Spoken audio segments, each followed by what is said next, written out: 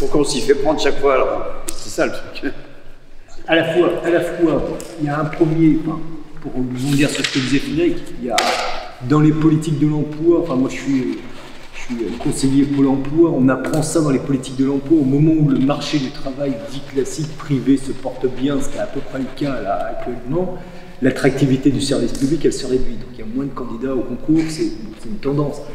Après, bah, effectivement, quand on monte avec plus 5, le gars qui est ingénieur, il vaut mieux qu'il soit ingénieur dans une boîte que prof de maths. Hein. Il suffit de regarder les grilles de salaire, ça va vite et le choix il est vite fait. Quoi. En plus, s'il est provincial, il a une chance de rester chez lui, entre guillemets, et pas de se taper des années en banlieue parisienne où il va se faire chier. Quoi. Bon, il y a ces éléments-là, ça c'est sûr. Et la Poste, c'est un truc très symptomatique, c'est-à-dire que c'est un service public et aujourd'hui, enfin dans quelques semaines, les salariés de la Poste vont être appelés à voter sur ce qu'on appelle le CSE, c'est-à-dire un modèle de droit privé. Il y a plus de salariés précaires de droit privé hors statut que de fonctionnaires. Et cette bascule, elle s'est opérée en 15-20 ans. Tranquillement, effectivement, on n'a pas remplacé les fonctionnaires. Les facteurs aujourd'hui sont tous en CDI de droit privé, c'est plus des fonctionnaires. Et donc c'est petit à petit, et on pourrait imaginer pour l'école, mais comme pour d'autres services publics, qu'on bascule là-dessus. Et c'est un vrai point de vigilance, c'est un vrai point de vigilance collective. C'est le devenir du service public. Je vous rappelle que le service public, dans le triptyque égalité, liberté, égalité, fraternité, c'est l'égalité, c'est le traitement légal, traitement pour tous. Donc c'est quand même une revendication auquel on est extrêmement attaché. Macron aujourd'hui, ce qu'il fait, c'est qu'il est en train de mener une politique d'austérité, parce que d'abord, il y a eu le quoi qu'il en coûte, là où on a largement distribué du pognon, voire jeté le pognon par les fenêtres. On a distribué du pognon aux entreprises sans contrepartie, sans aucun contrôle, sans rien vérifier. Aujourd'hui, on se rend compte que ça nous coûte cher. Et en plus, ces gouvernements, enfin les gouvernements Macron, ont fait, à contrario de ce que faisaient certains pays européens, ils ont refusé de taxer les super profits, taxer les super riches, etc. Donc on a à la fois beaucoup de dépenses et peu de recettes. Quand on revient sur la réforme des retraites, au début, si vous vous souvenez des premiers débats, c'était bon, faut sauver le régime par répartition. Alors que quelques temps avant, ce même mec avait tenté de le tuer en créant un système par points. Donc déjà, son attachement au régime par répartition, on peut douter. Après, on nous avait dit, on n'a pas le choix, il faut le sauver, etc. Et plein d'économistes se sont mobilisés en disant, mais il n'y a pas de justification économique, etc. Et puis à la fin, il finit par dire, l'objectif c'est de rassurer les marchés financiers. Ça a bien marché, Fitch vient de baisser la notation, donc c'est quand même hallucinant, et probablement qu'elle baissera encore. Et ce que disaient les Échos ce matin, c'est que paradoxalement, on baisse la notation, mais ça n'a aucun impact sur le coût de l'emprunt fait par l'État français, puisque l'État français, depuis 50 ans, vit au-dessus de ses moyens, si on se situe d'un point de vue comptable.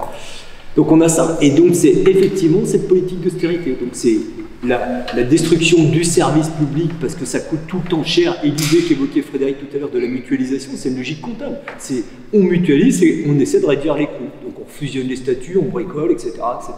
Et l'école sera une victime de ça, mais comme l'a été l'hôpital, comme l'a été...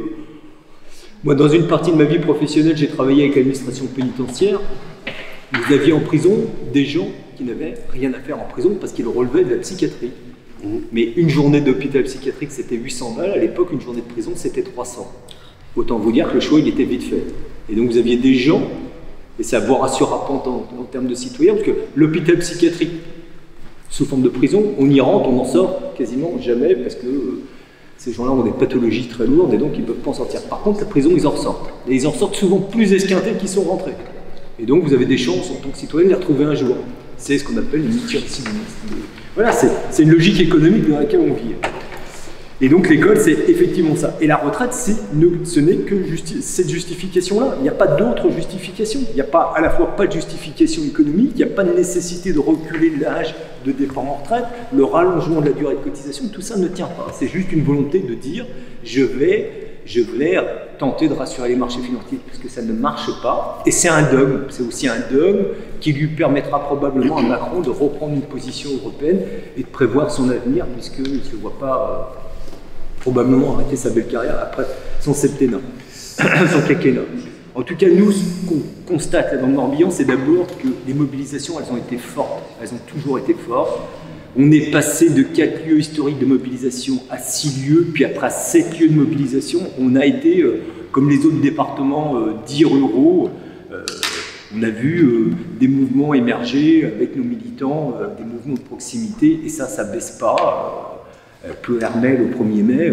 Ploërmel, c'est l'exemple type, il s'y passait rien, c'est une commune très marquée à droite, une espèce de droite catho. Ils ont eu pendant des années une statue monumentale du pape en plein centre-ville, quasiment sur un rond-point. Enfin, il s'y passait rien socialement, syndicalement, et pour autant, depuis début mars, ils sont en action, et ils étaient plus de 1000 sur le 1er mai, quoi. Pour une petite ville où il ne se passe rien. Donc on voit bien que à la fois les territoires ne sont pas prêts à lâcher, il y a cette notion de proximité, et que la colère, effectivement, elle ne baisse pas. Elle ne baisse pas, et paradoxalement, on n'a pas réussi, et il faut se le dire, on est entre nous, on n'a pas réussi à mettre en place la grève reconductible. On pensait, enfin moi, naïvement, peut-être, je pensais qu'on avait toutes les conditions pour la réussir. À la fois, il y avait une unité syndicale qui n'avait pas existé depuis très très longtemps, et puis les premières manifestations, ça mobilisait plein, et quand on a dit bon, maintenant il faut accélérer le mouvement, il faut le renforcer, moi je pensais que les travailleurs allaient suivre. Alors il y a deux éléments, probablement. Il y a probablement la problématique de la faiblesse des salaires et l'inflation, les deux conjugués qui font que les salariés ont du mal à s'arrêter. Mais quand même, et il faudra qu'on en rediscute collectivement, pour avoir fait beaucoup de tractages sur la rond-point le matin et avoir discuté avec des salariés qui ne sont pas nos militants, il y a autre chose, quoi. Il y a autre chose, et il y a autre chose de... Alors est-ce que c'est la valeur travail qui est peut-être qui caractérise parfois la Bretagne en termes sociologiques, la trouille du chômage, enfin, on voit des gens sur les ronds-points qui ont bien compris qu'ils n'ont pas envie de travailler 2 ans de plus, qui vont être maltraités, etc., mais qui pour autant seraient capables de vous rouler dessus pour pas avoir 10 minutes de retard au boulot, quoi. Enfin, c'est assez interrogeant, et de se dire mais comment nous, organisations syndicales, on construit un discours, comment on les convainc à un moment donné de la nécessité de s'arrêter et peut-être de sortir d'une espèce de ce que j'appellerais une forme de servitude volontaire, où ils sont embarqués dans des systèmes. On est toujours troublé, enfin moi j'ai toujours été surpris de voir des gars du bâtiment très jeunes dans une camionnette et gueuler parce qu'ils vont avoir 5 minutes de retard sur le chantier, quoi. Alors on sait que ces gens-là n'iront jamais jusqu'à 64 ans avec des conditions de travail qui leur sont offertes, qu'ils ont des salaires qui ne sont pas mirobolants, etc., etc. Donc on aura ça à construire, à réfléchir, à mon sens, pour essayer de se dire comment on réussit le prochain mouvement social. Est-ce que Laurent l'a dit, hein, ce mouvement-là, personne n'en connaît l'issue. En tout cas, ce qui est sûr, c'est qu'il faut qu'il soit un socle, quoi. Il faut qu'il soit un socle pour d'autres mobilisations, parce que des mobilisations, il y en aura d'autres, des saloperies de réforme, il y en aura plein, ça c'est sûr.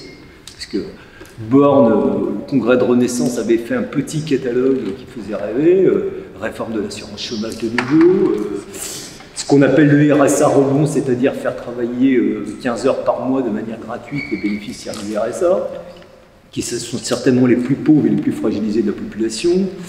Une loi travail 2, ça veut dire réduire probablement la présence des organisations syndicales et des représentants du personnel dans les entreprises, et probablement dans la fonction publique aussi, puisque c'est quand même un peu gênant dans la fonction publique, le droit syndical existe. Enfin, il y a un certain nombre de choses comme ça. Il y aura forcément une réforme de la sécurité sociale. Parce qu'aujourd'hui, je ne sais pas si vous avez perçu ça dans la retraite, pour les salariés de droit privé, alors ça vous échappe peut-être, beaucoup de salariés de droit privé qui arrivent en fin de carrière et qui ne pourront pas faire les 2 ans vont basculer en incapacité de travail. Et entre guillemets, ils seront en pré-retraite. Moi, je vous donne ma main à couper que la prochaine réforme, c'est de taper sur les médecins du travail pour qu'il n'y ait plus d'incapacité du travail.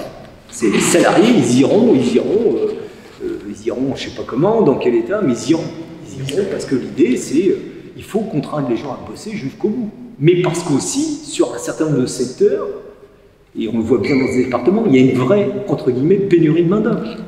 La restauration, l'hôtellerie-restauration ici, on le sait bien, ça ne marche pas. Enfin, ça marche, mais ils n'ont pas de bras. Parce que, à la fois, les saisonniers ne sont pas logés, donc tant qu'ils ne seront pas logés, ils ne trouveront personne. S'ils trouvent à se loger dans le pays de Rhin, les saisonniers, une fois qu'ils ont payé leur location, leur terrain de camping, il ne leur reste plus rien, donc ce n'est pas la peine de venir bosser. Et puis c'est des salaires. Les 8 premiers échelons de la grille de l'hôtellerie sont en dessous de SMIC. Les 8 premiers, quoi. Et pourtant, ils ont augmenté les salaires l'année dernière de 16 points. Autant vous dire d'où ça part, quoi. Donc on a un vrai débat là-dessus. Et la question du salaire qu'on porte traditionnellement, nous, à Force ouvrière, elle est essentielle aujourd'hui. Parce que c'est à la fois, pour toutes les catégories professionnelles, d'abord c'est l'amélioration de la vie quotidienne, et c'est une réponse à l'inflation, mais c'est aussi la sauvegarde du modèle qu'on défend, du modèle social et de la protection sociale collective. Vous augmentez les salaires, il y a beaucoup moins de questions de financement de la Sécu, des caisses de retraite et de l'assurance chômage. Voilà, c'est mathématique. Et il faut revenir aussi à la suppression d'un certain nombre de lois qui font qu'aujourd'hui, les entreprises privées payent quasiment plus de cotisations sociales. Aujourd'hui, un employeur qui recrute un salarié au SMIC, il n'a pas de cotisation sociale sur la base du SMIC. Donc comment voulez-vous qu'il soit tenté d'augmenter les salaires? C'est ce qu'on connaît tous, c'est la caissière qui va travailler 30 heures par semaine, parce que si elle travaille 35, son employeur paye des cotisations sociales. Donc il vaut mieux avoir 40 caissières que 25 à taux plein. C'est cette mécanique implacable de l'économie dans laquelle on s'inscrit, enfin dans laquelle on vit tous les jours, et sur lequel on a un vrai combat à mener. On l'a souvent dit, nous, dans les revendications, dans les manifs, l'égalité salariale femmes-hommes à laquelle on est extrêmement attaché, c'est quand même entre 6 et 7 milliards par an pour les caisses de retraite. On nous annonce 12 milliards en 2027, en 2023, si la mesure avait été prise, il n'y avait plus de discussion sur les déficits des caisses de retraite. Et c'est aussi une façon d'attirer, d'inciter des gens à retourner sur le marché de l'emploi. Si les femmes elles gagnent mieux, parfois elles se diraient peut-être que voilà, ça vaut le coup de travailler plutôt que d'être à la maison, etc. Il y a toute cette discussion-là qui prend une tournure un peu globale. En tout cas, sur les retraites, moi je regarde ça de mon prisme qui est le Morbihan. On a fait ce qu'on devait faire et ce qu'on pouvait faire. Je suis incapable de vous dire là le nombre de ronds-points,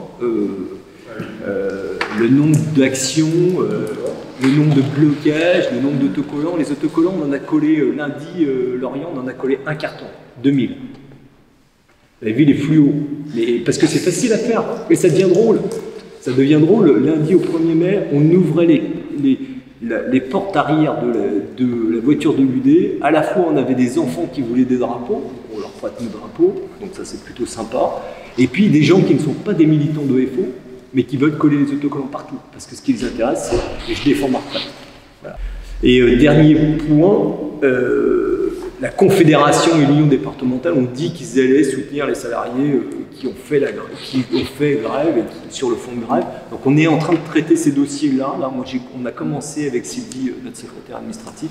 On en a traité une quinzaine. On en a encore une quinzaine à traiter. Donc si vous avez des camarades qui sont dans cette situation, il faut nous les faire remonter vite. L'UD versera 5 € par jour de grève aux camarades. Donc nous, on traite le dossier, on le valide, on verse immédiatement. Et après, quand on a validé, on transmet à la Confédération pour le versement des 30 € dû au titre du fonds de grève confédéral. Donc moi, je pense que c'est le moment, parce que c'est aussi un signal pour préparer le 6 juin. Parce qu'on sait qu'on a des camarades qui sont un peu en difficulté matérielle et que c'est le moment de leur rendre un peu ce qu'on leur a, tenir l'engagement qu'on a pris pour dire bon, s'il faut y retourner le 6 juin, ça sera plus facile à faire que si j'ai récupéré un peu mon fric qu'on m'a, entre guillemets, promis. Donc voilà, il y a ça vraiment. Parce que le 6 juin, il faut le réussir d'une manière ou d'une autre, c'est un élément important. C'est un élément de la mobilisation et à chaque fois, on voit bien que le gouvernement.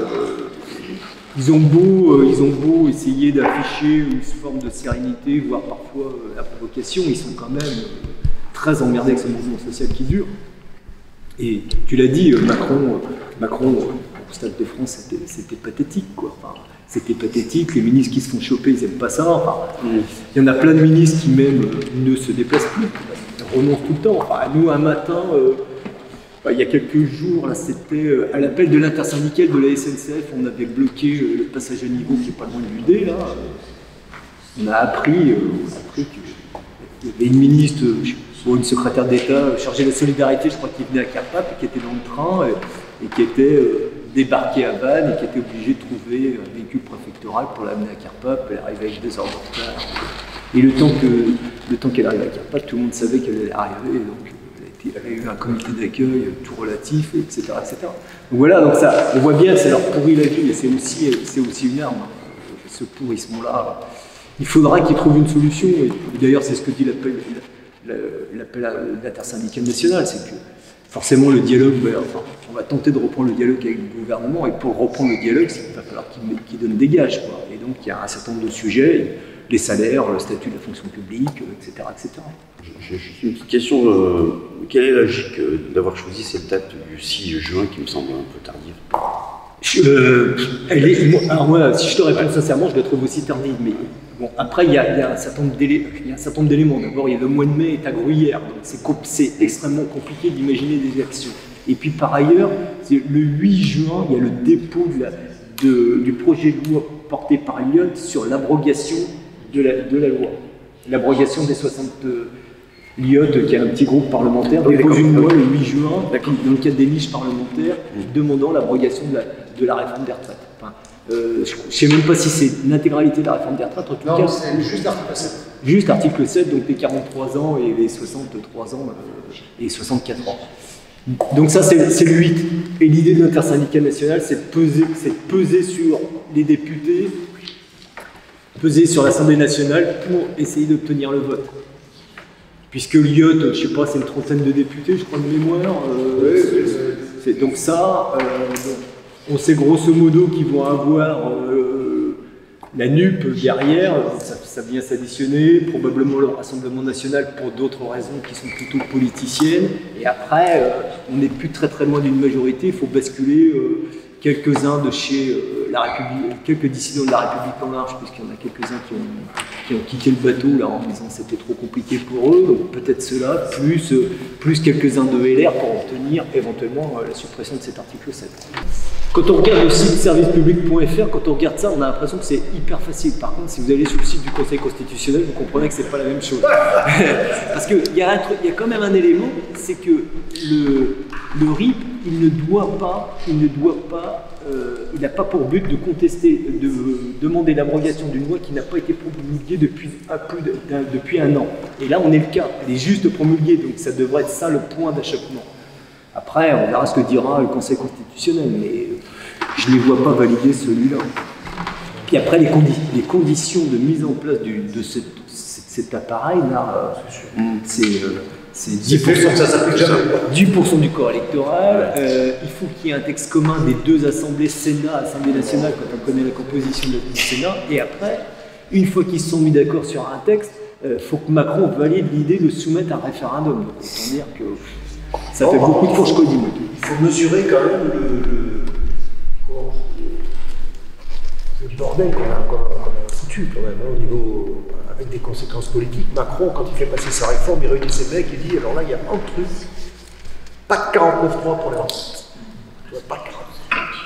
Il a été obligé, contraint et forcé, par nous, d'utiliser le 49.3, qui veut quand même dire que c'est quand même un truc de dingue. Hein. Ils se plaignent à chaque élection législative. Oh là là, il y a beaucoup d'abstentions. Hein. Oh, les Français n'ont pas voté. Hein. Donc les Français ont voté pour des députés qui étaient majoritairement contre la loi. 49.3, la loi passe. 3 jours après, à 9 mois près, on a failli faire tomber un gouvernement. Hein. Et sachant qu'il y avait la moitié des Républicains qui, dans leur programme, il y avait 65 ans. Donc ils sont tous pour, hein, 64, 65, 66. Bon. Mais il y avait tellement de pression que la moitié de ces gens-là, ils ont voté. Donc bon, on a porté quand même la mobilisation. Comment ça prend dans le manche, comme on dit là-haut. Hein.